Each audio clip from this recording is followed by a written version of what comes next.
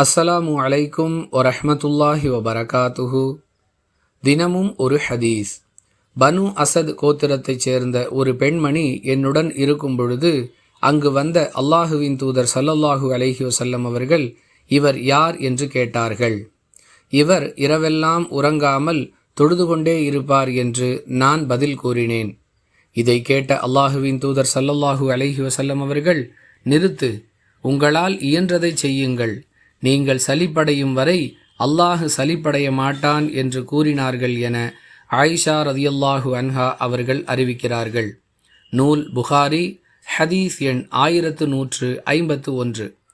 அன்பிற்குரிய அல்லாஹுவின் நல்லடியார்களே, இந்த ஹதீஸிலிருந்து நாம் பல பாடங்களை பெற்றுக்கொள்ளலாம்.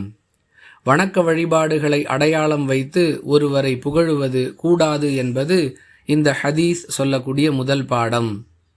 நம்மால் இயன்ற அளவிற்கு வணக்க வழிபாடுகளை செய்ய வேண்டுமே தவிர வணக்க வழிபாடுகளுக்காக நம்மை நாமே வருத்தி கொள்ளக்கூடாது என்பது இந்த ஹதீஸ் சொல்லக்கூடிய இரண்டாவது பாடம்.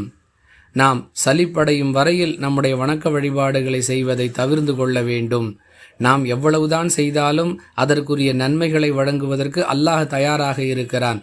அதே நேரத்தில் அந்த வணக்க வழிபாடுகளே நம்மை சலிப்படைய செய்துவிடக்கூடாது என்பது இந்த ஹதீஸ் சொல்லக்கூடிய மூன்றாவது பாடம். அல்லாஹ் ஒருபோதும் சலிப்படைவதில்லை. நாம் தான் நம்முடைய அசதியின் காரணமாக வணக்க வழிபாட்டிலேயே சலிப்படைந்து விடுகிறோம். இதையெல்லாம் கவனத்தில் கொண்டு நம்முடைய நடவடிக்கைகளை அமைத்து கொள்ள வேண்டும். வாஹிரு தஅவானா அனில் ஹம்துலில்லாஹி ரப்பில் ஆலமீன். அஸ்ஸலாமு அலைக்கும் வரஹ்மத்துல்லாஹி வபரகாத்துஹு.